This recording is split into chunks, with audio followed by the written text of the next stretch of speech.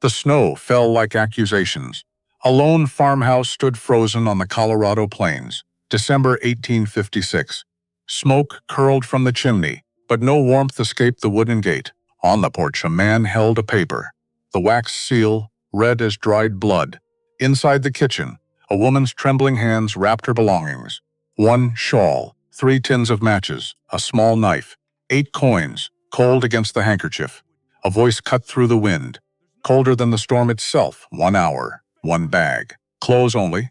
She looked up, eyes dry. No tears left after 7 years of being called barren.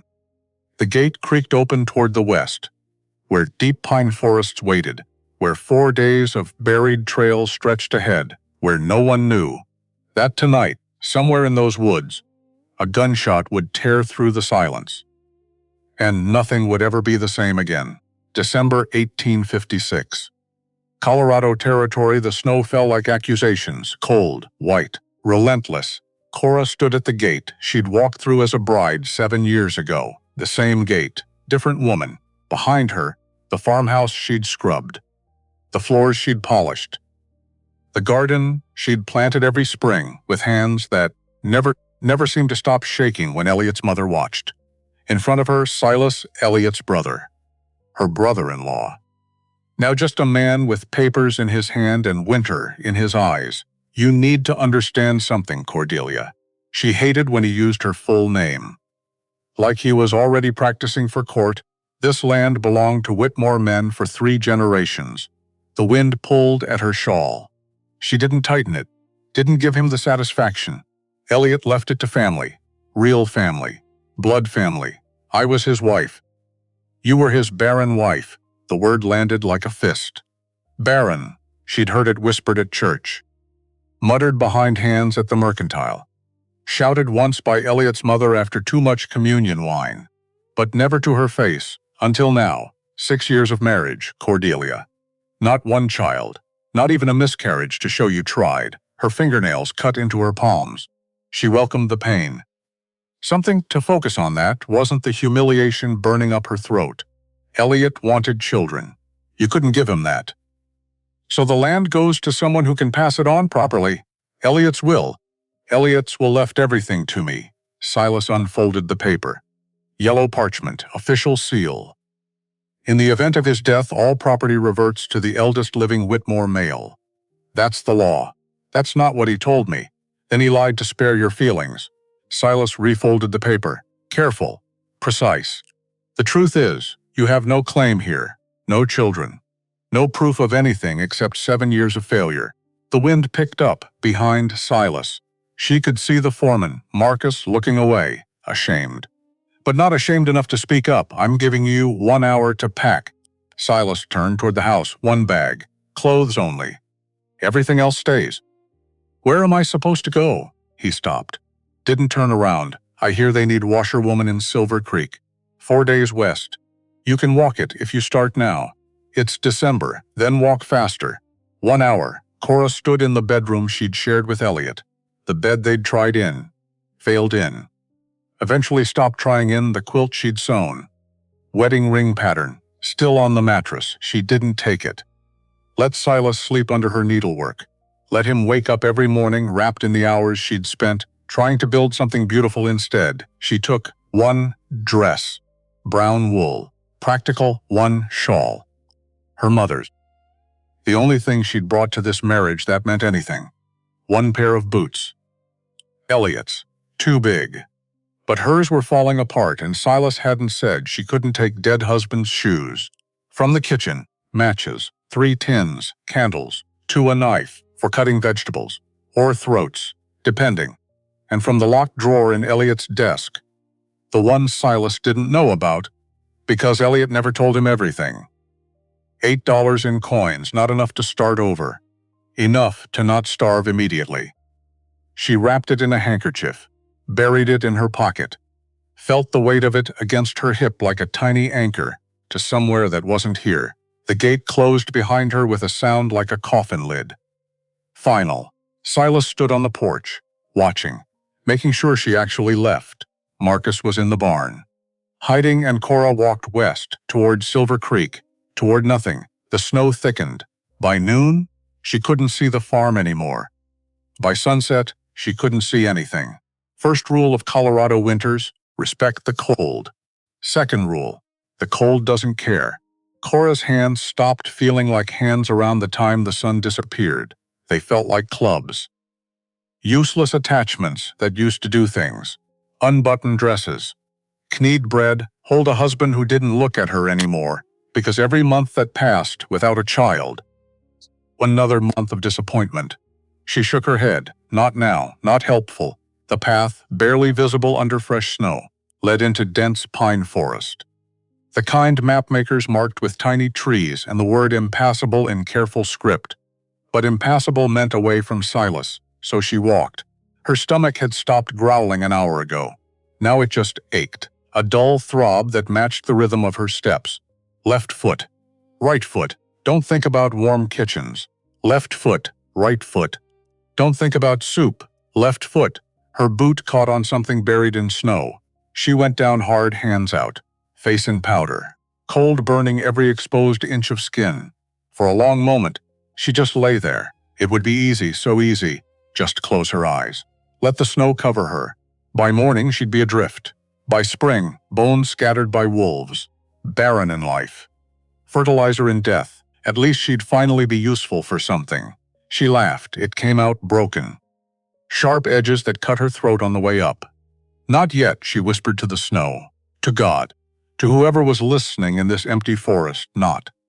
Yet, she pushed herself up, found what tripped her, a root. Thick as her wrist. Twisted and dark against the white, and beside it. A cave, no, not a cave. A rock overhang. Small, shallow.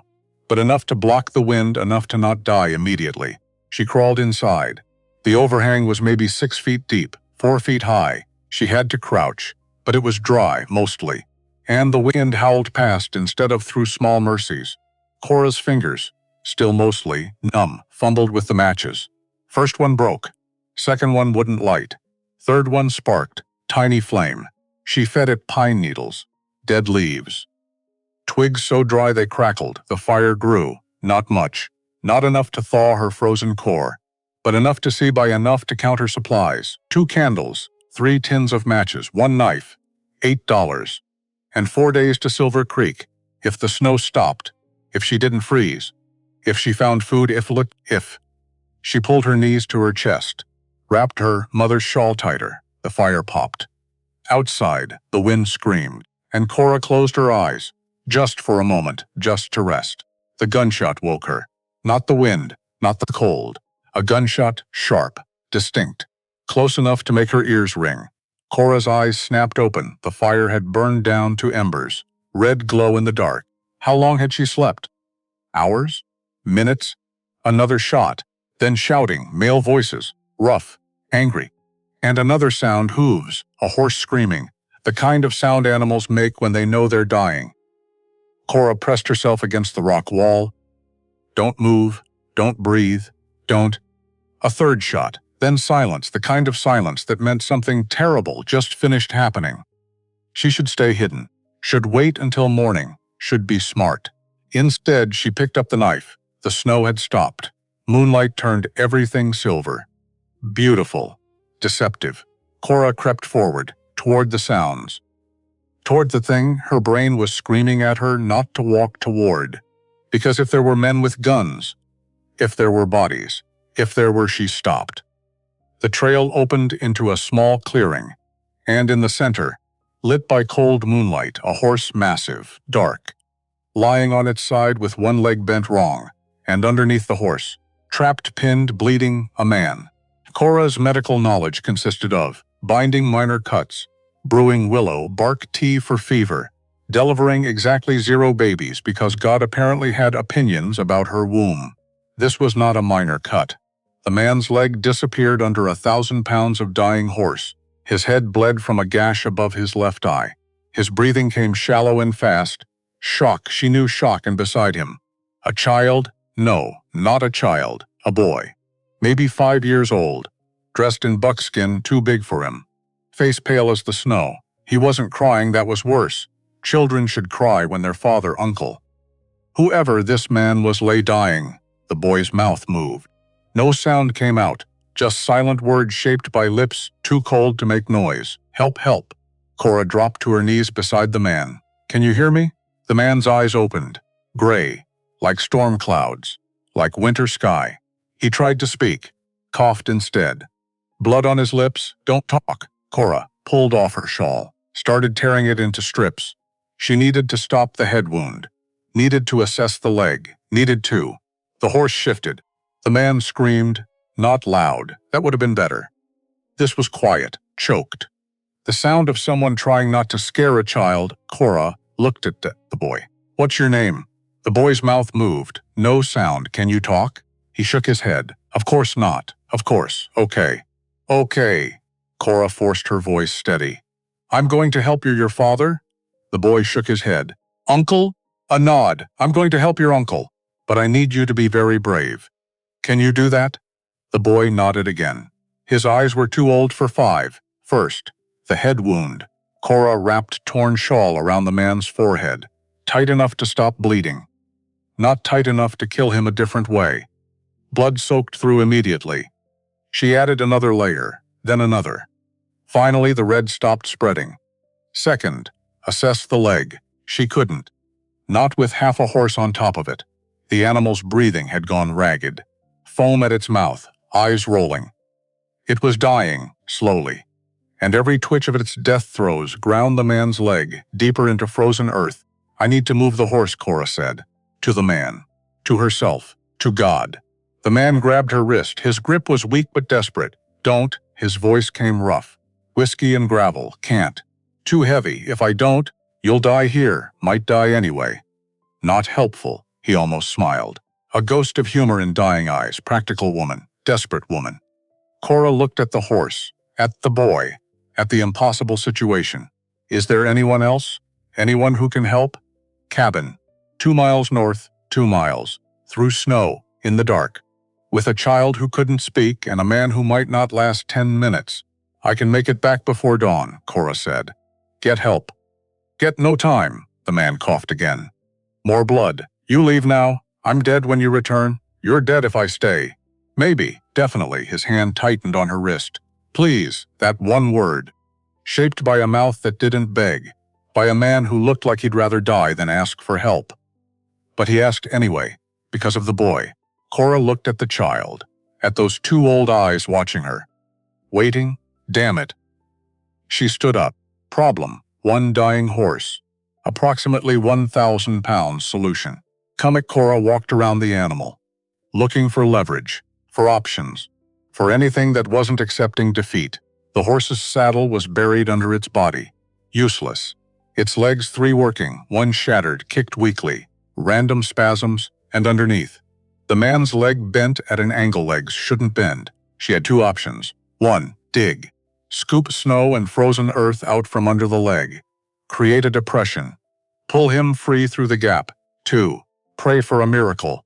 She didn't believe in miracles anymore. Cora dropped to her knees beside the man's trapped leg and started digging.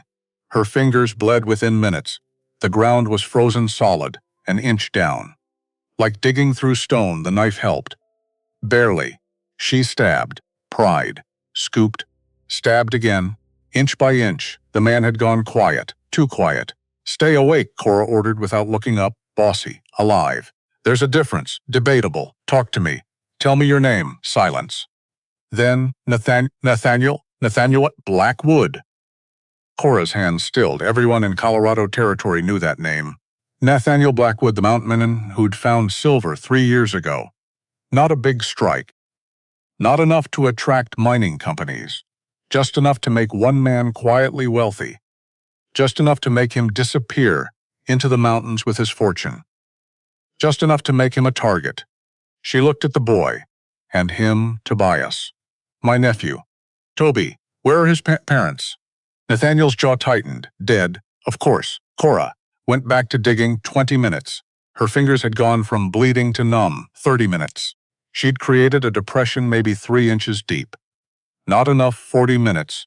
The man's breathing had turned shallow. His eyes kept closing. Nathaniel, stay with me. Tired, I know. But you can't sleep yet. Why not? Because if you sleep, you don't wake up. And then I've wasted 40 minutes digging for a corpse. He laughed, wet. Painful, practical and mean, desperate and realistic. 50 minutes. 6 inches deep. It might be enough.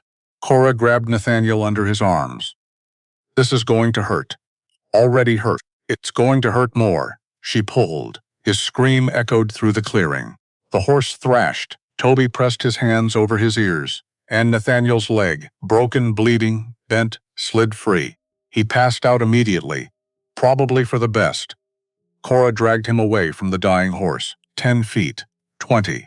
Far enough that if it thrashed in its death throes, it wouldn't hit them. Then she assessed the damage. Head wound, bad but managed. Leg catastrophic, the bone had snapped below the knee. She could see the break through torn buckskin. White against red compound fracture, she'd seen one before. Marcus back at the farm. Kicked by a bull, he'd lost the leg. Cora closed her eyes, breathed, opened them again. She couldn't amputate in a frozen clearing with a pocket knife. But she could splint, maybe, if she worked fast, if infection didn't set in, if God decided to start answering prayers from barren women. Toby brought her branches, without being asked, smart boy. Cora selected 2, straight, strong, long enough to immobilize knee to ankle. She tore more of her shawl into strips, her mother's shawl, the last piece of home gone. She wrapped the branches against Nathaniel's leg. As gently as she could, as firmly as she had to. He woke up twice during the process, screamed once, passed out again. By the time she finished, dawn was breaking. Gray light, cold, unforgiving, and in that light, Cora saw 3 sets of footprints in the snow, leading away from the clearing, leading toward the spot where the horse fell. This wasn't an accident. Someone had been here. Someone had shot at Nathaniel. Someone had left him to die. She looked at the footprints, then at Nathaniel, then at Toby. Your uncle made enemies. Toby nodded. Big enemies? Another nod. Wonderful. Cora sat back on her heels. She could leave them. Should leave them. This wasn't her fight. Wasn't her problem. She had $8 and 4 days to Silver Creek. These weren't her people. But Toby was looking at her. Those 2 old eyes waiting. And Nathaniel had said, please? Damn it. She stood up. Okay. Okay, your uncle said there's a cabin.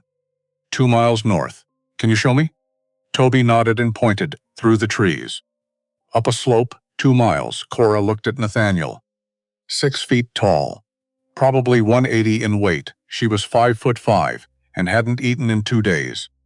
This is going to be interesting. She couldn't carry him, but she could drag. Cora fashioned a travois from branches and leather strips, cut from the dead horse's saddle. Crude. Unstable. It would have to do. She lashed Nathaniel to it, checked his breathing. Still shallow. Still alive. Then she grabbed the front of the travois and pulled. It moved, barely. Every step was agony. Her boots slipped on ice. Her hands screamed. Her back felt like it was breaking in 17 places. But she pulled step, pull. Toby walked beside her, silent. His hand occasionally touching the travois like he was checking his uncle, was still there, still breathing, still real. Talk to me. Cora gasped, then remembered. Right, can't. Toby looked at her. Hum then. Can you hum? He shook his head. Nothing, no sound at all. He opened his mouth, showed her his throat worked, his lips moved, but no sound came out. Not mute by choice. Mute by trauma. What happened to you? Cora whispered. But Toby just looked away. 1 mile. Cora's vision started to blur. Hunger, cold, exhaustion. All of it crashing together like a wave she couldn't fight. She stumbled, caught herself. Kept pulling 1.5 miles. Her hands had gone past pain into numbness. Good, numbness was better. Numbness meant she couldn't feel her palms splitting open. 1 3/4 miles. She fell, knees in snow, hands still gripping the travois. Just, for a second, just to breathe. Toby tugged at her sleeve. She looked up, through the trees. A cabin. Not big, 1 room. Maybe 2 log construction. Solid. Built by someone who knew winters. Smoke curled from the chimney. Someone was home. Cora tried to call out. Her voice cracked. Died. She tried again. Help. Barely a whisper. But enough the cabin door opened. An old man stepped out. 70 if he was a day. Beard down to his chest. Rifle in his hands. He took one look at the travois, at Nathaniel, at Toby. At Cora on her knees in the snow, Lord have mercy. He dropped the rifle and ran. His name was Ezra, Old Ezra, he said. Everyone called him Old Ezra. He'd been Nathaniel's friend for 5 years. Since Nathaniel first came to the mountains. Nate told me he was riding down to Fort Collins, Ezra said as he helped Cora drag the travois inside. Buying supplies. Should have been back yesterday. The cabin's interior was warm, blessedly warm. A fire roared in the stone fireplace. Furs covered the floor, dried herbs hung from the rafters. And in the corner, a bed, real bed, not a pile of pine boughs. Ezra and Cora lifted Nathaniel onto it. He didn't wake. How bad? Ezra asked. Head wound. Controlled. Leg. Cora unwrapped the splint. Ezra whistled low. That needs a doctor. Nearest doctor? Silver Creek. 4 days west. He won't last 4 days. Then what do we do? Cora looked at Nathaniel's leg. At the swelling already starting. At the fever she could feel building under his skin. We set it properly. We keep it clean. We pray. You know how to set a bone? No then. But I've watched it done. And I've got steady hands. Mostly steady. She held them out. They only shook a little. Ezra studied her. You got a name, girl? Cordelia. Cora. You got people, Cora? She thought of the farmhouse. Of Silas. Of 7 years turning to ash. No, where were you headed? Silver Creek. You a long way from the Silver Creek trail. I got lost. In a blizzard? It's been a bad week. Ezra almost smiled. You got grit. I'll give you that. I've got desperation. It looks similar. He did smile then. Sad. Knowing, all right, Miss Cora? You set the bone. I'll boil water and find whiskey. Nate's gonna need both. Setting the bone was a nightmare. Nathaniel woke up screaming. Ezra and Cora held him down while she pulled, felt the bones grind, felt them align, heard Nathaniel's voice break. Then silence. He'd passed out again. Thank God, Cora splinted properly this time. 2 straight branches. Strips of clean cloth. Tight. Secure. Then she cleaned the head wound, stitched it with thread and a sewing needle. Ezra sterilized in flame. 12 stitches. Each one careful. Each one a prayer she didn't know the words to. When she finished, the sun was setting. She'd been awake for how long? She didn't know, didn't care. Cora collapsed in a chair by the fire. Toby climbed into her lap, without asking, without hesitation. Just a small boy who needed to be held. She wrapped her arms around him. He'll be okay, she whispered. Your uncle will be okay. Toby's shoulders shook. Not crying. He couldn't cry, but the grief was there, silent, terrible. Cora held him tighter. Fever hit at midnight. Nathaniel's skin burned. His breathing turned ragged. Delirium set in. Catherine, he mumbled. Catherine, I'm sorry. Who's Catherine? Cora asked Ezra, his wife. Dead 3 years, of course. Cora pressed a cool cloth to Nathaniel's forehead. Shh, you're safe. Should have saved her. Should have. You're safe now. Off his eyes opened gray. Unfocused. Who are you? Someone passing through, Angel? Hardly. Too pretty for a demon, Cora snorted. The fevers definitely hit, but Nathaniel's hand found hers. Grip tight. Don't leave. I'm not going anywhere. Promise. She shouldn't promise. She was heading to Silver Creek. She had $8 and no future. This wasn't her cabin. Wasn't her problem. Wasn't her. I promise. Don Nathaniel's fever broke. His breathing eased. His eyes opened clear this time. He looked at Cora.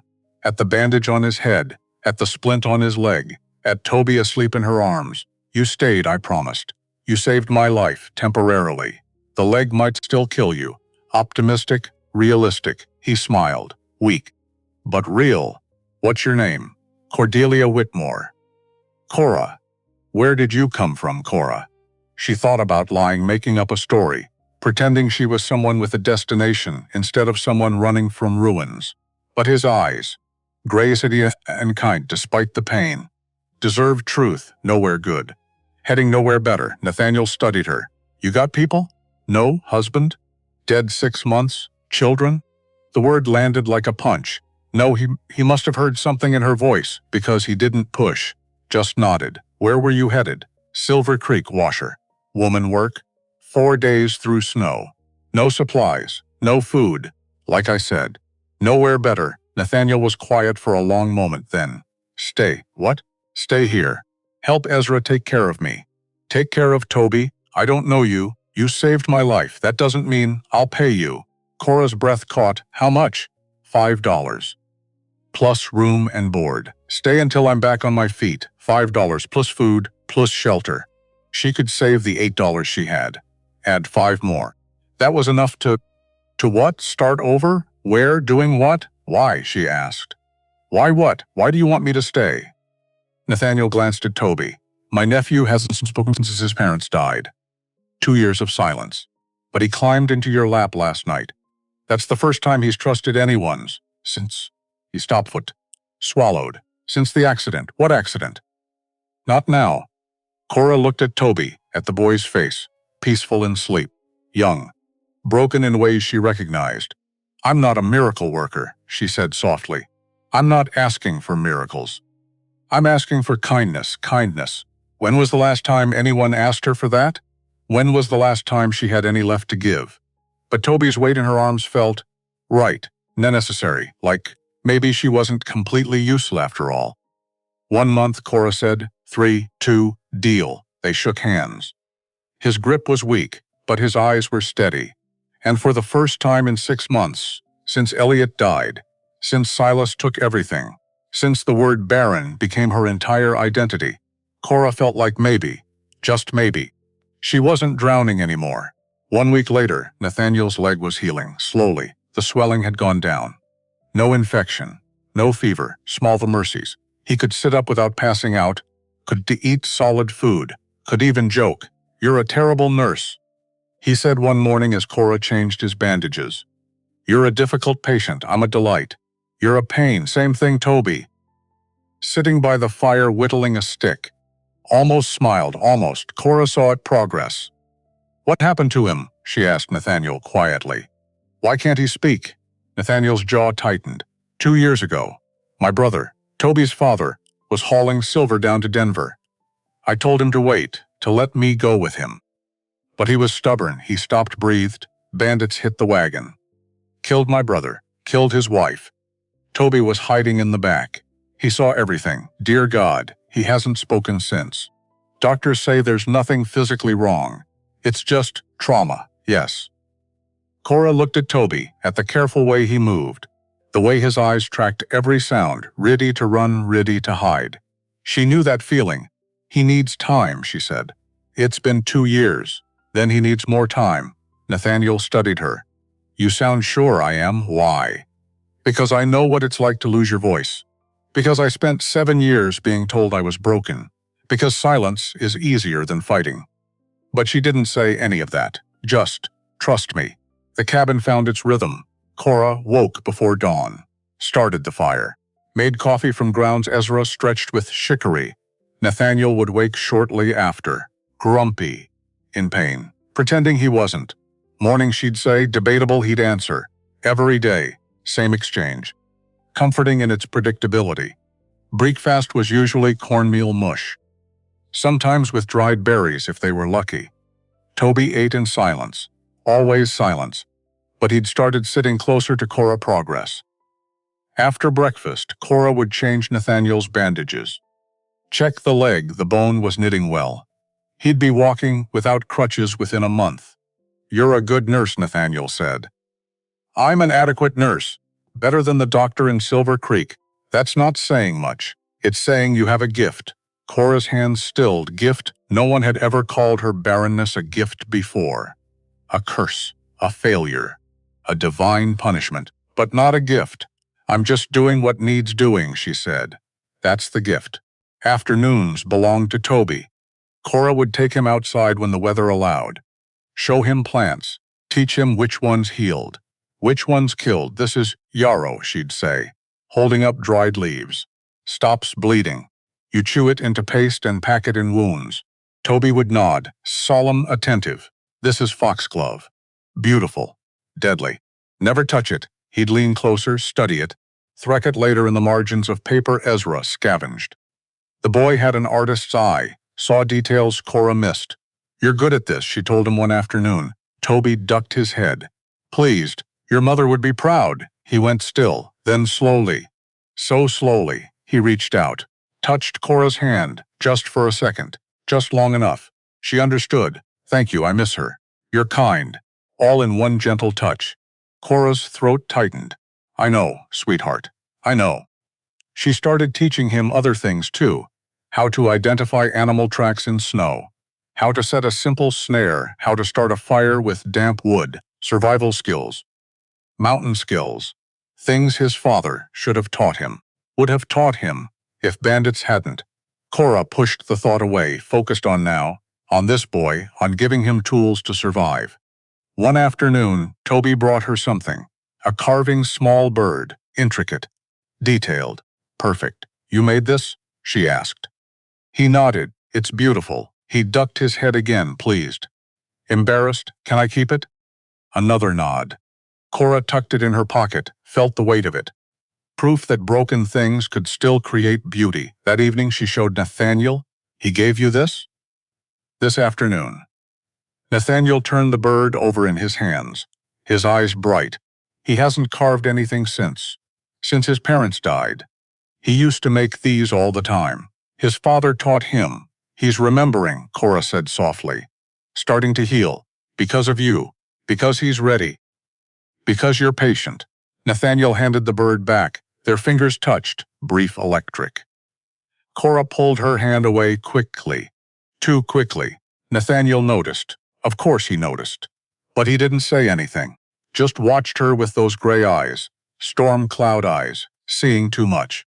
Evenings were for Nathaniel. After dinner, usually rabbit or venison Ezra trapped. They'd sit by the fire. Talk. Not about anything important. Just talk. "Tell me about your husband," Nathaniel said one night. Cora tensed. "Why, curious. Curiosity killed the cat." "Good thing I'm not a cat," she almost smiled. "Almost. Elliot was kind," she said finally. "Weak, but kind. Weak how? He let his family run his life, make his decisions. Tell him what to think, including about you?" "Especially about me." Nathaniel waited. "His mother hated me from the start," Cora continued. "Said I wasn't good enough. Wrong family, wrong breeding. But Elliot loved me anyway. Or thought he did. What changed? I didn't get pregnant." The words came out flat, factual, like reporting weather. Year 1, his mother started asking. Year 2, she started suggesting tonics. Year 3, she started praying over me at Sunday dinner. By year 5, Cora stopped, swallowed. By year 5, Elliot stopped looking at me. Started sleeping in the guest room. Started talking about me like I was furniture that didn't match the curtains anymore. He was an idiot. He was disappointed. Same thing. Cora looked at Nathaniel, at his steady gray eyes. "You don't understand. In farming families, children are everything. They're labor. They're legacy. They're proof you matter. You matter without children. Not to the Whitmores. Then the Whitmores are idiots too." Despite everything, Cora laughed. It surprised her. The sound of her own laughter, rusty, unused, but real. "What about you?" she asked. "Catherine, did you want children?" Nathaniel's expression softened. "We tried. For 5 years. Nothing. The doctor said she was fine. I was fine. Just bad luck. I'm sorry. Don't be. We had each other. That was enough, was it?" Cora wanted to ask, was it really? Or did you lie awake at night, wondering what was wrong with you? But she didn't ask. Some wounds were private. The fire crackled. Outside, wind moaned through pines, comfortable silence. Until Nathaniel spoke again. "You're not planning to stay, are you?" The question caught her off guard. "What?" "After 2 months. Islius. You're going to leave." It was a statement. Cora pulled her shawl. What was left of it? Tighter. "That was the deal. Deals can change. Not this one." "Why not?" "Because I don't belong here." "You've belonged here more in 1 week than most people do in a lifetime." "That's not true. Toby trusts you. Ezra likes you. He stopped, started over. "You fit. I'm temporary help. Nothing more. Is that what you think?" "That's what I know." Nathaniel leaned forward, his eyes intense. "What if I asked you to stay? Really stay?" Not for 2 months. Not as hired help. But as don't what? Don't say things we'll both regret. I won't regret it, I will. She stood up, walked to the door, needed air, needed distance. Needed to remember this wasn't real. Couldn't be real. Behind her, Nathaniel's voice. Kweku, hurt. Why are you so afraid? She didn't turn around because hope is dangerous. And I can't afford to hope anymore. She walked outside, left him sitting by the fire, alone. Week 3, the nightmares started. Cora woke to screaming, not hers, Toby's. She ran to his corner of the cabin, found him tangled in blankets, eyes wide, mouth open in silent shrieks. No sound, never sound. Just terror carved into a 5-year-old face. Toby. Toby, sweetheart, wake up. She gathered him into her arms. He fought, thrashed, still caught in whatever horror his mind was replaying. You're safe. You're here. You're with me. Slowly, so slowly, he calmed. His breathing evened, his fists unclenched. And then he clung, small arms around her neck shaking. Silent sobs. Cora held him, rocked him. Hummed a lullaby her mother used to sing. Across the cabin, Nathaniel watched, propped up on one elbow, fuss unreadable in the firelight. When Toby finally slept, Cora carried him back to his bed, tucked him in, kissed his forehead, turned to find Nathaniel still watching. What? She whispered. Nothing. That's not a nothing face. You're good with him.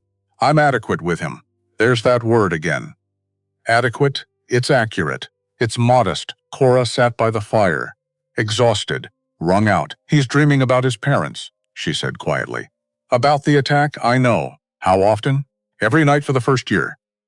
Now maybe twice a week. That's why he doesn't sleep in a bed. Nathaniel nodded. He sleeps light, ready to run. Just like in the wagon. What did the doctors say? That he'd grow out of it. That time heals. Do you believe that? No. Honest. Cora appreciated honest. Neither do I, she said. Some things don't heal. They just scar over. Nathaniel studied her. You sound experienced, I am. Want to talk about it? No, fair enough. They sat in comfortable silence. The fire crackled. Outside, wind moaned through pines. Thank you, Nathaniel said finally. For what? For caring about him. You didn't have to. He's a child. Of course I care. Not everyone would, Cora thought of Silas. Of the way he'd called her barren like it was her name. Of 7 years of feeling worthless. Maybe I needed someone to care about, she said quietly. Maybe he's saving me as much as I'm helping him. Nathaniel's hand found hers. Warm, rough from work. Real, then we're all saving each other. She didn't pull away this time. Just sat there, holding his hand in the firelight, letting herself feel, just for a moment, just for now. Week 4, Ezra returned from Silver Creek with supplies. And news. Luther Graves is asking questions, the old man said as he unpacked flour and salt. About Nate, about the mine, about anyone new in the area. Cora's stomach dropped. Did you tell him anything? Told him I'm a crazy old hermit, who don't know nothing about nothing. Did he believe you? Ezra snorted. Course not. But he can't prove otherwise. Nathaniel leaned forward in his chair, still using crutches, but stronger every day. What else? There's a new judge in Silver Creek, Preston Webb. Heard of him? Nathaniel's expression darkened. Unfortunately, he's Luther's man. Appointed last month. Already ruled in favor of Grise Mining Company 3 times. On what grounds? Whatever grounds Luther wants, Cora frowned. Can he do that? Out here? Ezra shrugged. Law's whoever has the most guns and the best lawyers. Luther's got both, so what do we do? Cora asked. We wait, Nathaniel said. For what? For him to make a mistake, and if he doesn't? Nathaniel's smile was grim. Then we make him. That night, Cora couldn't sleep. She lay in her corner of the cabin, listening to Toby's quiet breathing, to Ezra's snoring, to Nathaniel shifting restlessly in his bed. They were in danger, real danger. And she'd walked right into it. Should have kept going to Silver Creek, should have found work, should have stayed alone. Safer that way. Except she looked at Toby, at the small carved bird on the shelf beside her bedroll, the gift he'd made, proof she mattered to someone. Maybe that was worth the risk. Maybe. A sound. Outside. Footsteps in snow. Cora sat up. Heart pounding. reached for the knife she kept under her pillow. Ezra was already awake, shotgun in hand, moving to the window. Nathaniel struggled to stand, his rifle propped beside the bed. The footsteps stopped. Right outside the door, silence, then a knock, not aggressive, not threatening, just a knock. Ezra looked at Nathaniel. Nathaniel nodded. The old man opened the door. A man stood there, young, maybe 25, dressed in buckskin, foxed gaunt, eyes haunted. "I need help," he said, then collapsed. His name was Daniel Curtis, prospector. He'd been working a claim 15 miles south when Luther Graves' men showed up. They said the land was theirs. Daniel gasped as Cora cleaned a knife wound in his side. "Had papers, legal papers." "Said I was trespassing, were you?" Nathaniel asked. "No, I filed proper. Had my claim registered in Denver. But they didn't care." Cora pressed a cloth to the wound, not deep, but infected. "He'd been running for days. What happened?" "They tried to kill me. Said accidents happen in the mountains. No witnesses. No questions." Daniel winced as Cora applied yarrow paste. "I got away. Barely. Been hiding. Moving at night." "Then I saw your cabin. Why come here?" Ezra asked. "You don't know us." "I know Nathaniel Blackwood." "Everyone knows about the mountain man who won't sell." Daniel looked at Nathaniel. "They're coming for you next." "Luther's done taking no for an answer. Let come." "You don't understand. He's got 20 men, maybe more. All armed. All willing to do whatever he says. 20 men can't take this cabin. They don't have to. They just have to wait you out. No supplies. No food. Eventually you'll have to go to town. And when you do," Daniel didn't finish, didn't need to. Cora's hands trembled as she bandaged his wound. 20 men. They had 3, 4 if you counted Toby, which you couldn't. The math was impossible. "How long do we have?" Nathaniel asked. Week. "Maybe 2. Luther's gathering his men now. Waiting for spring thaw to make the trail easier. Spring's still 6 weeks away, which gives us 6 weeks to prepare." Daniel tried to sit up, failed. "Or 6 weeks to run." Nathaniel's jaw set. "I don't run." "Then you're a dead man, maybe." "But I'll be a dead man on my own land."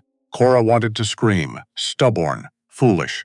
Male pride that would get them all killed. But she said nothing, just finished the bandage. Helped Daniel to a bed, let him sleep. Then she cornered Nathaniel. "We need to talk, not now." "Yes, now." She dragged him outside, away from Ezra, away from Toby, into the cold night air. "You can't fight 20 men. I can try. You'll die, maybe, definitely. Then I'll die defending what's mine." Cora grabbed his arm. "And what about Toby? What about him?" That stopped Nathaniel. His face went pale. "I'll send him away. To Denver." "To who?" "He has no one. You're all he has. Then I'll find someone." "There is no someone. There's you. And if you die being stubborn, he loses the only family he has left." Nathaniel pulled away. "What do you want me to do? Sell? Give Luther everything? Let him win? I want you to live. At what cost? Any cost." The words came out louder than she intended. Desperate, calm. Nathaniel stared at her. "Why do you care so much?" "Because." She stopped. Couldn't say it. Couldn't admit what she'd been trying not to feel. "Because you're my employer," she finished lamely. "That's not why. It is. Then why are you crying?" She touched her face. "Wet, damn it. I'm not."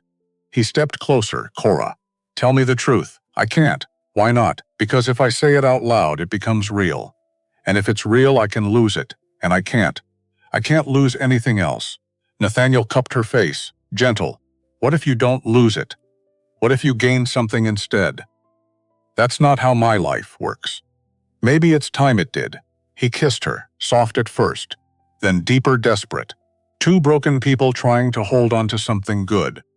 When they broke apart, Cora was shaking. "This is a mistake. Probably. We're going to die, maybe. You're impossible. And you're beautiful." She kissed him again. Harder this time, trying to memorize the feeling. Just in case this was all they'd ever have. The next morning, they made plans. Daniel's wound was healing. He'd stay, help defend the cabin. 4 men now, still not enough, but better. Nathaniel drew a map in the dirt. "The cabin sits on high ground. Good vantage point. We can see anyone approaching from 3 sides. What about the 4th?" Ezra asked. Sheer cliff. No way up, so we defend 3 approaches, with 4 rifles and limited ammunition. Daniel traced lines in the dirt. We set traps. Snares, tripwires. Make them work for every foot. That'll slow them down, Nathaniel said. Not stop them. Doesn't have to stop them. Just has to make them think twice. Cora listened, trying to contribute. But what did she know about war? About defending? She knew herbs, knew healing, knew how to keep people alive after they were hurt, not how to keep them from getting hurt in the first place. What about supplies? She asked. If we're under siege, how long can we last? Ezra counted on his fingers. Food for maybe 3 weeks. Water from the well. Ammunition for. He looked at Nathaniel, 200 rounds. Split 4 ways, 50 shots each. Against 20 men. The math got worse every time they did it. We need help, Cora said. Other miners, other settlers. Someone. Can't trust them, Nathaniel said. Luther might have bought them off. All of them? Enough of them. Cora stood, paced. Then we need a different plan. Something they won't expect. Like what? She turned.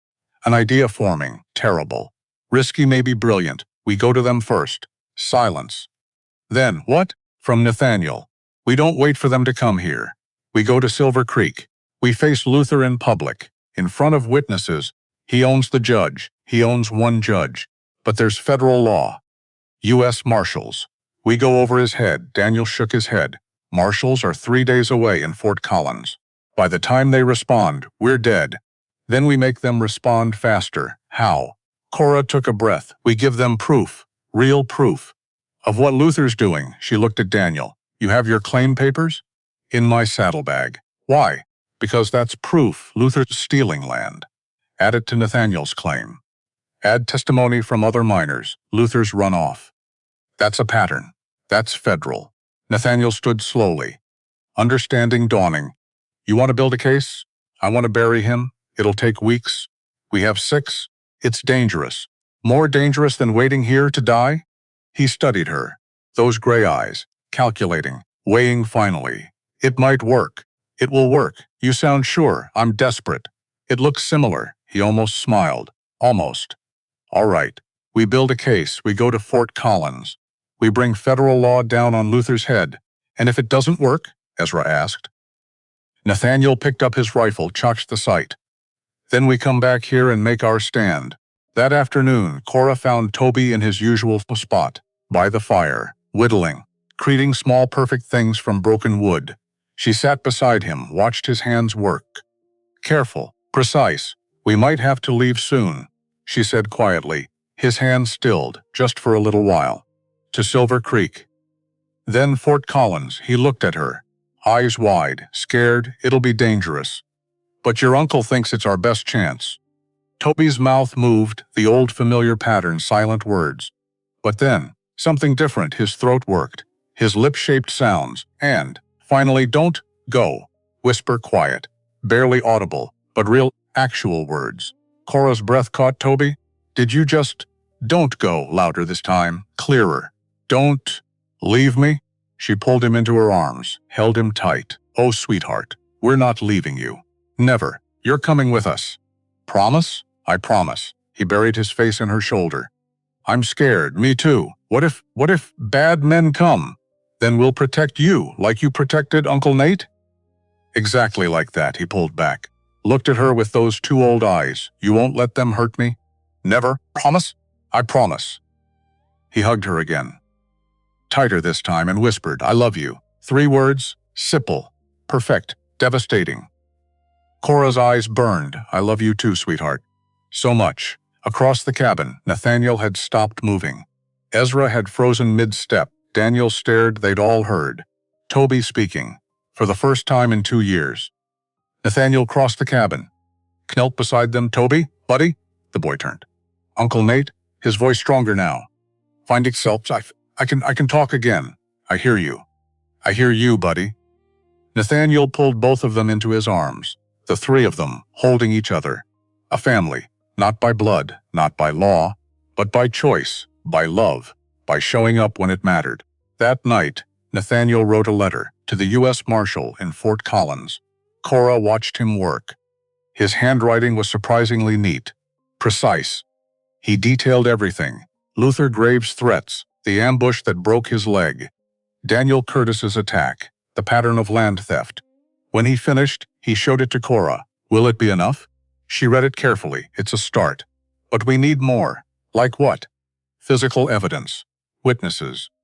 Documentation. We have Daniel's claim papers. That's one claim. We need more. Ezra spoke up from his corner. I know 3 other miners Luther ran off. They might talk. Can you find them? Give me a week. We don't have a week. Then give me 3 days. Nathaniel nodded. Do it. Find them. Get their statements. Ezra grabbed his coat, leaving now. Before Luther puts more men on the roads, he was gone within minutes. Just like that, leaving them more vulnerable, but also more prepared. Cora helped Nathaniel seal the letter. Their hands touched electric. Always electric. You should rest, she said. Can't. Too much to do, your leg is fine, is going to give out if you don't take care of it. He looked at her, really looked. When did you start caring so much? I don't know. Somewhere between digging you out of snow and... She stopped, couldn't finish. And what? And falling in love with you. The words slipped out. Unquarted, true. Nathaniel went very still. Say that again. I can't. You just did. That was a mistake. Was it? Cora stood. Needed distance. Needed air. I shouldn't have said anything. Why not? Because we're about to ride into danger. Because we might die. Because he stood too. Crossed to her. Because, what? Because I'm barren. Because you deserve someone who can give you children. A real family. I have Toby. That's not the same, isn't it? He took her hands. Both of them. Held tight, Cora. I don't need more children. I need you. Exactly as you are. Broken pieces and all. I'm not enough. You're more than enough. You don't know that. I do. Because, for the first time in 3 years, I want to wake up tomorrow. And the day after. And every day after that. Because you'll be there. Tears burned her eyes. What if I fail you? What if I can't? Can't what? Can't be what you need? You already are. He kissed her, soft, certain, like a promise. Like a future. When he pulled back, Cora was crying. I'm scared. Me too. What if this doesn't work? What if it does? She kissed him again, harder, desperate, trying to memorize everything. The taste of him. The feel of him. The warmth. Just in case. Just in case tomorrow they died. At least they'd have tonight. 3 days later, Ezra returned, with 3 men, miners, rough-weathered, angry. This is Jacob, Marcus, and Tom, Ezra said. All had claims stolen by Luther Graves. The men nodded, grim. Tell them, Ezra said. Jacob went first, had a claim up north, been working it 2 years. Luther's men showed up. Said the land was his. I showed my papers. They burned them. Told me to leave or they'd bury me. Marcus second. Same story. Different location. They didn't even pretend to have papers. Just guns. Tom third. I fought back. They broke my arm. Left me in the snow. Would have died if a trapper hadn't found me. Nathaniel wrote it all down. Every detail, every name, every date. Building a case. Line by line. Will you testify? He asked. The men looked at each other. Nervous, scared. Finally Jacob spoke. If you promise to take him down. Really take him down. Not just slap his wrist, I promise. Then yeah. We'll testify.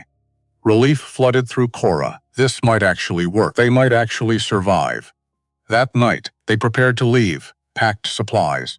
Ammunition, Donk's testimony. Everything they'd need. Toby helped, talking now. Not constantly. But enough. Are we really going? He asked Cora. We are. Will it be dangerous? Yes. Will you keep me safe? She knelt, eye level. I will do everything in my power to keep you safe. I promise. What if it's not enough? Honest question. Deserved honest answer. Then we fight together. All of us. As a family, he hugged her. Tight, I'm glad you stayed. Me too, sweetheart. Nathaniel appeared beside them. We leave at dawn. Everyone gets some rest, but Cora couldn't rest. Too much nervous energy. Too much fear. Too much hope. She stepped outside, into the cold night, stars overhead, million of them. Indifferent to human struggles, beautiful anyway. Footsteps behind her, Nathaniel. Always Nathaniel. Can't sleep? he asked. Too much to think about. Want to share? She leaned against him, let herself be held. I keep thinking about tomorrow. About what could go wrong, me too. But also what could go right, like we win, like we beat Luther, like we come home safe, and then what? She looked at him, and then we build something, you and me and Toby. Something real, a family?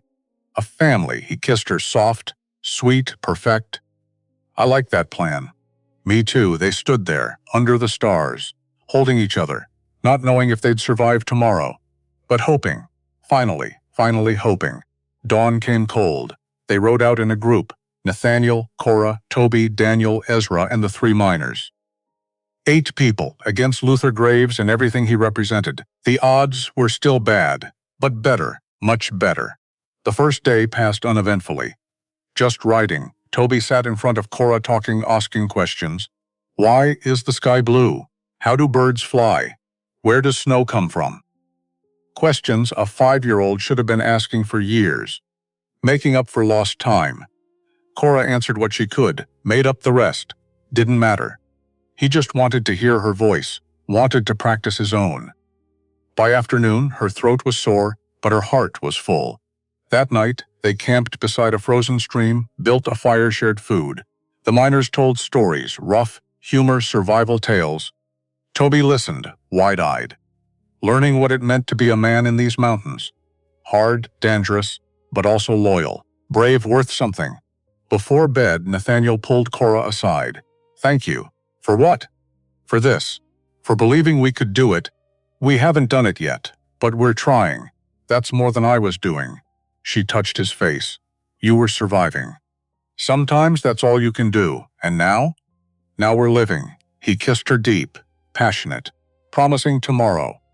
And all the days after, if they survived. When they survived, they had to survive. February 11th, 1857. Second day on the trail. They were crossing a narrow valley when it happened.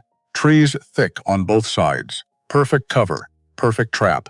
The first shot missed Nathaniel by inches. The second hit Ezra's horse. The animal screamed.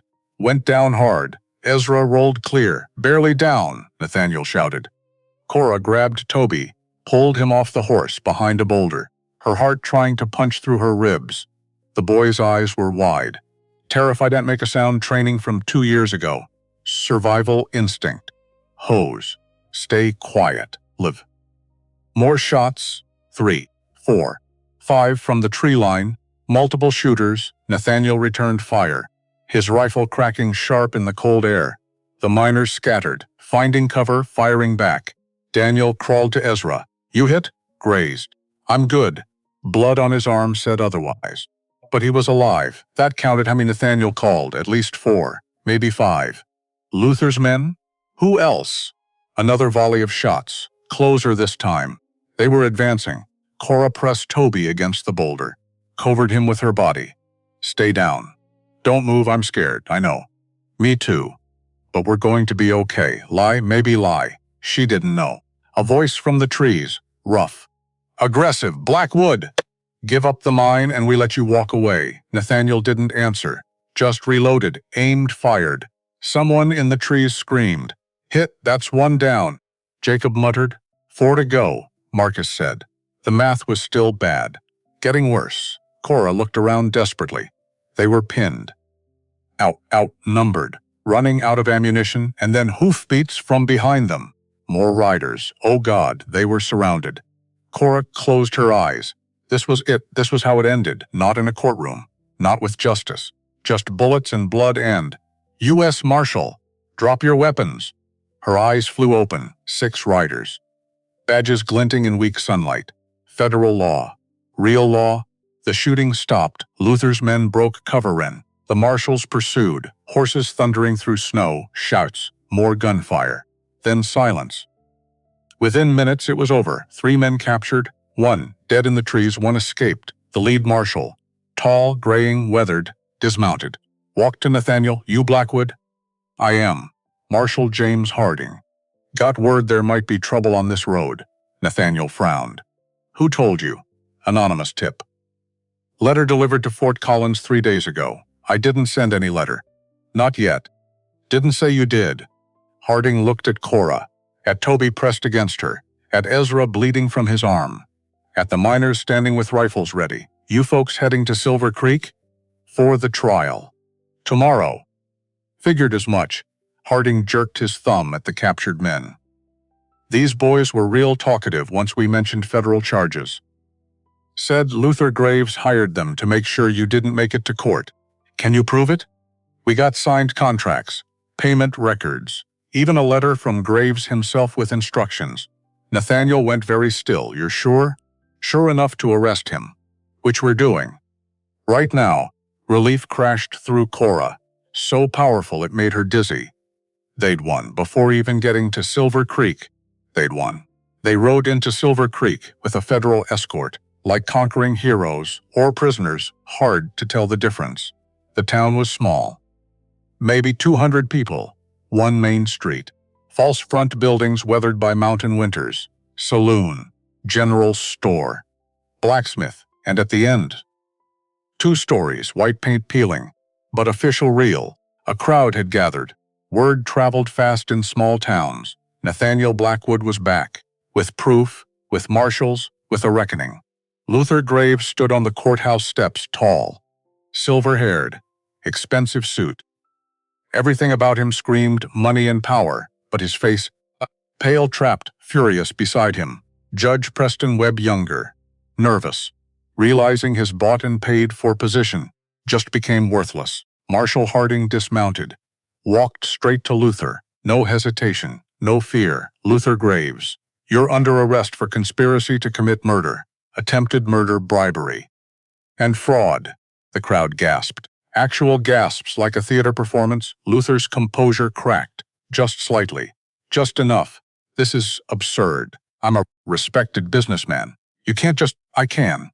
I am. Harding pulled out handcuffs. You have the right to remain silent. Though based on how much your hired guns talked, I'd recommend it. 2 deputies took Luther's arms, led him down the steps. He went quietly, but his eyes, fixed on Nathaniel, promising revenge, promising this wasn't over, except it was, because the marshals had evidence, had witnesses, had everything. Judge Webb tried to slip away. Harding stopped him, one hand on the young judge's shoulder. Not so fast, Judge. We got questions about some of your rulings. Funny how they all favored Mr. Graves. That's just coincidence. Federal investigators don't believe in coincidence. Webb's face went gray. The crowd murmured, excited, scandalized. This was better than Sunday sermon. Cora dismounted, helped Toby down. The boy clung to her hand, watching everything with wide eyes. Is it over? He whispered. Almost. We're safe? Getting safer. Nathaniel approached them, limping slightly, his leg tired from riding, but his face, peaceful. For the first time since she'd met him, actually peaceful. They're taking him to Denver, he said. Federal trial. He won't be back, are you sure? As sure as I can be. Cora wanted to collapse, from relief, from exhaustion, from weeks of fear finally releasing. But she stayed standing, had to, for Toby, for Nathaniel, for herself. What now? She asked. Now we testify. Make it official. Make sure he can't wiggle out. And then? Nathaniel's hand found hers. Then we go home. Home, the word settled in her chest warm. Right, true. The trial happened anyway.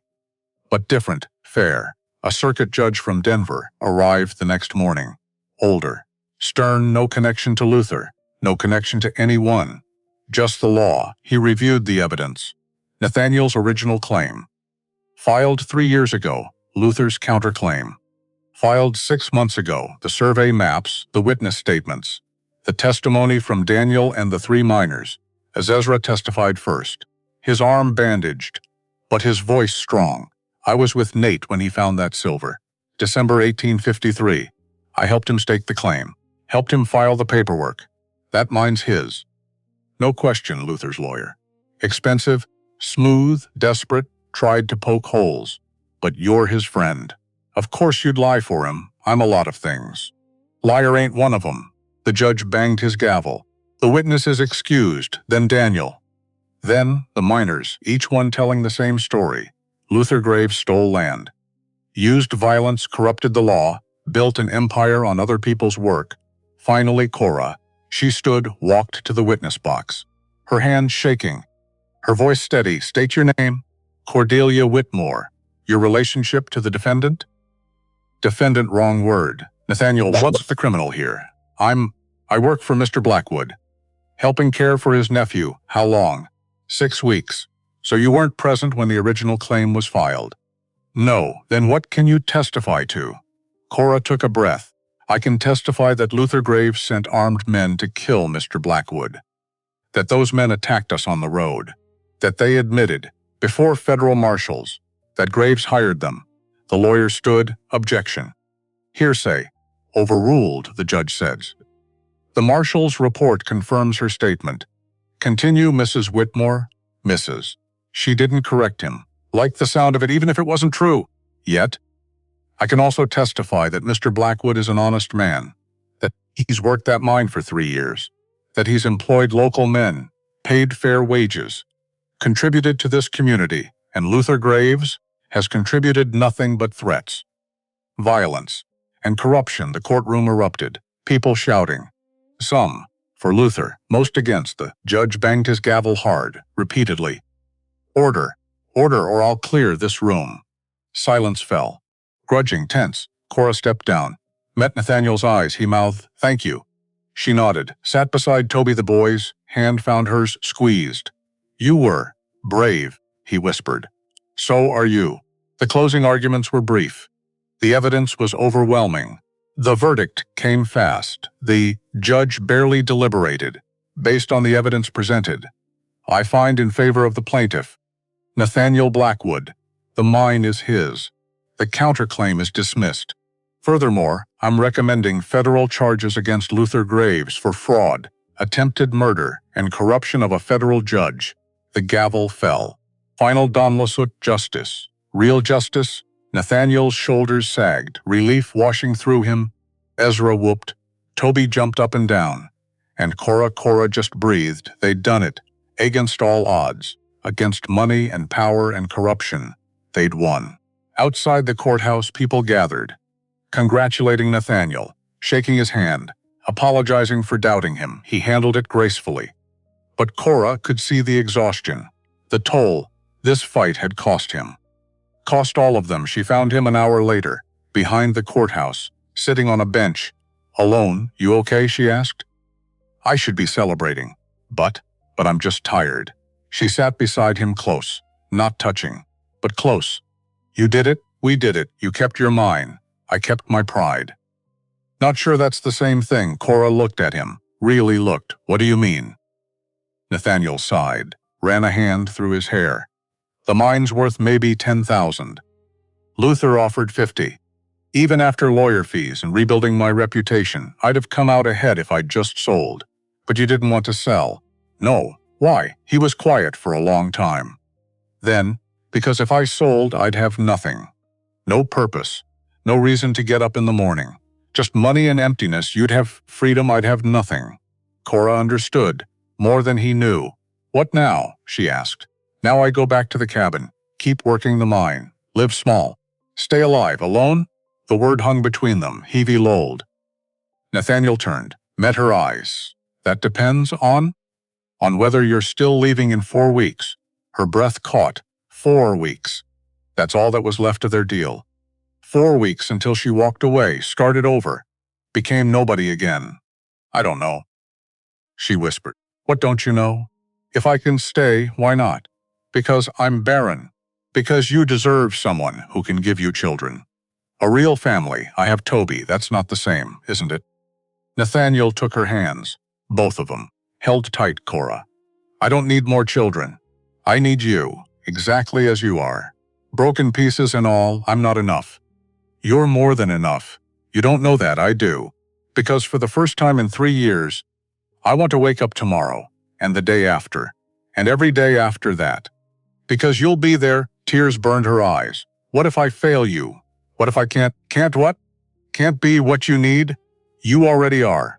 He kissed her, self-certain, like a promise, like a future. When he pulled back, Cora was crying. I'm scared. Me too. What if this doesn't work? What if it does? She kissed him back, harder, desperate. Trying to believe, trying to hope, trying to trust that maybe, just maybe, she deserved this. That night they stayed at Silver Creek's only boarding house. 2 rooms, one for Cora and Toby, one for Nathaniel and Ezra, proper, respectable. Expected, Cora lay in the dark, Toby asleep beside her. His breathing soft and even, peaceful healing. She thought about Nathaniel's words, about staying, about building something, about being enough. Could she? Could she let go of 7 years of being told she was worthless? Could she believe that one man's love was real? That one boy's trust was enough? That she mattered? A knock at the door, soft, almost silent. She got up, careful not to wake Toby. Open it. Nathaniel stood there, dressed, fully clothed, but his eyes, vulnerable, desperate, determined.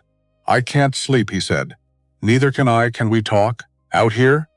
Anywhere. They walked downstairs, sat in the empty parlor. The fire burned low, casting shadows, creating privacy.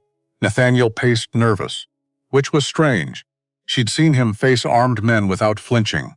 Federal judges, fuck death itself. But now, his hands shook. "I need to tell you something," he said. "Okay, when Catherine died, I wanted to die too. Didn't see the point of keeping going. But I had the mine, had the work. So I kept moving." He paused, gathered himself. "Then Samuel and Emma died, and I had Toby, this broken, silent boy who needed me. So I kept moving. For him, Nathaniel. But it wasn't living. It was just surviving, day after day. Empty. Until you," he stopped pacing. "Looked at her. You showed up in a blizzard, saved my life, healed my nephew, made me laugh, made me want what? Everything. A future, a family, a reason." Cora's throat tightened. "I don't know if I can give you that. You already have. But children are wonderful. But not necessary. What's necessary is you. Here, with me, with Toby. Building something real. What if I'm not enough? Stop saying that. It's true. It's a lie you've been told. So many times you believe it." He moved closer. Knelt on the floor in front of her. "Let me tell you the truth. You're brave. You're kind. You're smart. You're beautiful. And you're more than enough. I want to believe you." Then believe. He reached into his pocket, pulled out something small. A ring, Sybil's silver, handmade. "It's not fancy," he said. "I made it myself from silver, from the mine. It's rough and imperfect, and it's beautiful, like you." She laughed, cried, "Both, Cora. I know we've only known each other 6 weeks. I know you're scared. I know this is fast and crazy and probably stupid. But I also know I don't want to spend another day without you." He took her hand. "Marry me. Not because you have to, not because you owe me, but because you want to. Because we're better together than apart. Because Toby needs a mother. And I need a wife. And you need a family that sees your worth." Cora couldn't breathe, couldn't think, could only feel. "I can't have children," she said. "I know. I might never be able to. I know. Doesn't that matter? Not even a little." She looked at the ring, at his face, at the hope and fear and love written there. 7 years of being called barren, of being told she wasn't enough, of believing it. And now, this man, this broken, beautiful man, and offering her everything, asking for nothing except her, just her. Yes, I'll marry you." He slipped the ring on her finger, perfect fit. Of course it was. He stood, pulled her into his arms, kissed her like she was air and he'd been drowning, like she was home and he'd been lost, like she was everything. When they broke apart, both were crying. "I love you," he said. "I love you too. We're going to be okay. We're going to be better than okay. We're going to be happy. Yes." Footsteps on the stairs. They pulled apart. Guilty, but not sorry. Toby stood there, in his nightshirt, rubbing his eyes. I heard voices. Are you getting married?" Cora knelt. Eye level. "Yes, sweetheart. We are." His face lit up. Pure joy. "Really? Really? Does that mean you're staying? Forever?" "Forever." He ran to her, threw his arms around her neck. "You're going to be my ma?" The word hit her. Ma. Not Cora Ma. "If you want me to be, I do. I do want that." She held him tight. This boy, this broken, healing, perfect boy, who'd given her back her voice when she'd lost her own. Nathaniel joined them, arms around both, the three of them. A family, not by blood, not by law, not yet, but by choice, by love, by showing up when it mattered. They were married 3 weeks later, by Reverend Josiah Webb, no relation to the corrupt judge. Different Webb entirely, at the cabin, in front of Ezra and Daniel and the 3 miners who'd ridden over. Small ceremony, Sybil perfect. Cora wore a dress made from fabric. Nathaniel bought in Silver Creek blue. Like mountain sewn it herself, not fancy, but hers, made with her own hands, for her own wedding. Her own choice. Nathaniel wore clean buckskins, his hair combed, his face shaved, looking almost civilized. Almost, the scar above his eyebrow caught the light. Reminder of how they'd met, of what they'd survived. Toby stood beside them, holding the rings, both made from silver, both imperfect, both beautiful. The ceremony was short, the vows traditional. But when Nathaniel said, "I do," his voice broke, just barely, just enough. And when Cora said, "I do," she meant it with every broken piece of her heart, every scar, every failure, every hope, all of it. They kissed, husband and wife. Ezra cheered. Toby threw pine needles. Makeshift rice, perfect anyway. The celebration was simple. Venison stew, fresh bread, whiskey for the men, tea for Cora, stories and laughter, joy in a small cabin in the mountains. Joy that had been missing for so long. That night, after everyone left, after Toby fell asleep, after the fire burned low, Nathaniel and Cora stood on the porch, looking at the stars, million of them, indifferent to human struggles, beautiful anyway. "Happy?" he asked. "Terrified," she answered honestly. "Why?" "Because I've never been this happy. Which means I have this much to lose." He pulled her closer. "Then we'll be terrified together." She smiled against his chest. "Deal." They went inside, to their room, their bed, their life. Together. Spring came slowly to the mountains, but it came, snow melted. Creeks ran high. Wildflowers appeared in impossible places. Life returning. Cora planted a garden. Small, just herbs and vegetables, but hers. First garden of her own. Toby helped, digging, planting, talking nonstop about everything and nothing. Making up for lost time. "Ma," he said one afternoon. The word still made her heart skip. Every time. "Yes, sweetheart. Can I ask you something?" "Anything. Do you think my real ma would like you?" Cora's eyes burned. She pulled him into her lap, held him close. "I think she'd be grateful. That someone loves you as much as I do. Do you think she's watching?" "I know she is." "How do you know?" "Because if I were her, wild horses couldn't keep me from watching over you." Toby nestled closer. "I wish I had 2 ma's. My first ma and you." "You do, baby. You do." He was quiet for a moment. "Then I'm glad you can't have babies." Cora went still. "What?" "If you had your own baby, you might not love me as much." Her throat closed. "Oh, sweetheart.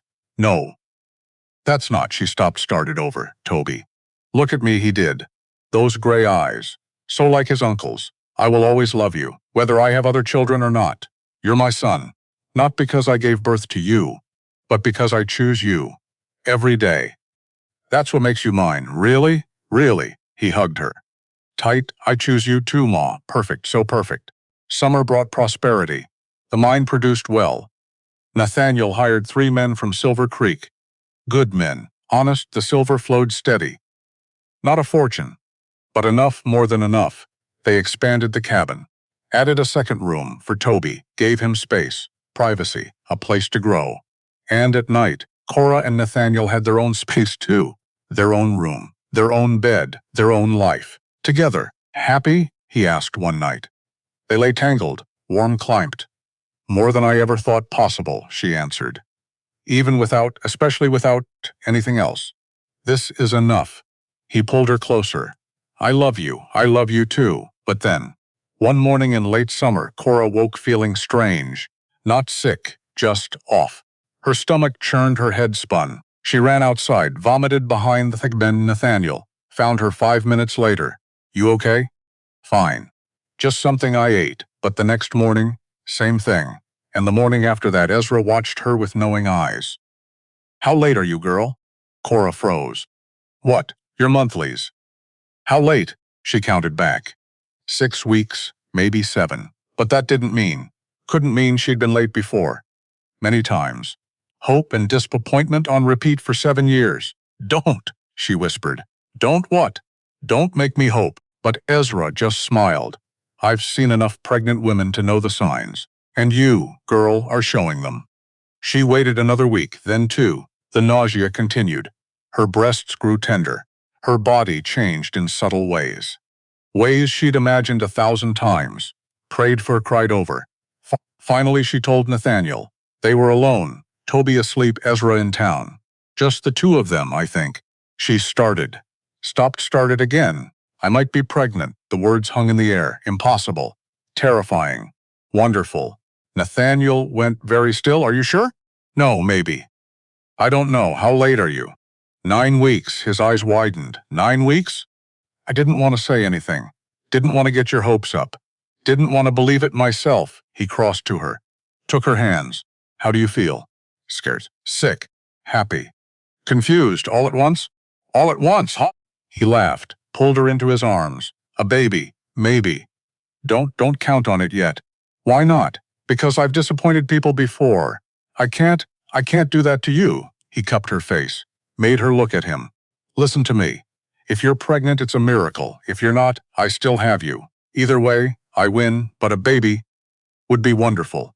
But not necessary. You're necessary. You're enough." She kissed him, desperate, grateful, afraid. "I love you. I love you too." 3 months later, January 1858, Cora's belly swelled. Unmistakable now. Undeniable. A baby, actually a baby, after 7 years of emptiness, after being called barren, after giving up hope. Here it was, life. Growing inside her. She stood before the small mirror Nathaniel had bought, touching the curve, still not believing, still afraid to believe. "Ma?" Toby appeared beside her. "Yes, sweetheart? Is the baby gonna be okay?" "I hope so. Are you scared?" Terrified. He took her hands, small fingers. "Strong grip. Don't be. You're the bravest person I know." She knelt, awkward with her belly, but needing to be eye level. "You know what makes me brave?" "What?" "You. And your father. And this baby. All of you make me brave." He hugged her, careful of her stomach. "I can't wait to be a big brother. You're going to be amazing." Winter was hard, the pregnancy harder. Cora's body ached. Her back hurt, her feet swelled. But she'd never been happier. Every kick, every flutter, every reminder that life grew inside her. Proof that she wasn't broken. Never was, just waiting. For the right time, the right man, the right life. Nathaniel was attentive. Almost too attentive. "You should rest. I'm fine. You're carrying our child. I'm pregnant, not dying, I know. But nothing." "I'm fine," he worried. Constantly, adorably, she loved him for it. Ezra prepared for the birth, gathered supplies, boiled water, made sure everything was ready. "You've done this before?" Cora asked. "Delivered half the babies in Silver Creek over the years. And they all lived?" "Most of them. Not the reassurance she wanted, but honest." She appreciated honest. The baby came in April, during a spring storm. Rain instead of snow, but just as fierce. Cora's labor was long, painful, terrifying. But Nathaniel held her hand, never left, never wavered. And Ezra delivered the baby. Calm, efficient, experienced. When the cry came strong, healthy, furious. Cora sobbed, not from pain, from pure joy. "It's a girl," Ezra announced. He placed the baby on Cora's chest, tiny, perfect, real. Cora looked down at her daughter, at the miracle she'd stopped believing in. "Hello, little one," she whispered. The baby's eyes opened, gray like Nathaniel's, like storm clouds, like hope. "What should we name her?" Nathaniel asked, his voice thick with emotion. Cora thought about the journey that brought her here, about the storm that changed everything, about the life she'd found when she stopped looking. "Hope," she said. "Her name is Hope." Nathaniel kissed her forehead. "Then the babies?" "Perfect." "She's perfect. You're perfect." Toby peeked around the doorframe, shy, curious. Can I see her?" "Come here, sweetheart." He approached slowly, looked at his sister. She's so small. You were this small once. Really? Really? He touched her tiny hand. She gripped his finger. Instinct, trust. I'm going to protect her, Toby said seriously. Just like you protected me. Cora's eyes filled. I know you will. I'm going to be the best big brother. You already are. He climbed onto the bed. Careful, gentle, the four of them. A family. Complete. Perfect. Spring 1860. Cora stood on the cabin porch, watching Toby, now 7, teach Hope to walk. The little girl toddled, fell, logged, tried again, stubborn like her mother, brave like her father, loud like herself. Nathaniel appeared beside Cora, slipped an arm around her waist. Happy? She leaned into him. More than I ever thought possible, even with the chaos. Inside the cabin, Ezra was teaching Hope to say, Grandpa, or trying to. She kept saying, Papa, instead, which made Nathaniel grin every time, especially with the chaos. Cora touched her stomach, where another life was growing, 3 months along, not showing yet. But they're real, another miracle, because apparently her body had decided to make up for lost time. Should we tell them? Nathaniel asked. Not yet. Let's wait until we're sure, I'm sure. I'm cautiously optimistic, he laughed. You're impossible, I'm realistic. You're perfect, she turned, kissed him, still feeling the flutter of butterflies. Even after 2 years, even after everything. I love you, she said. I love you too. Toby ran up. Ma, Hope took 3 steps. 3.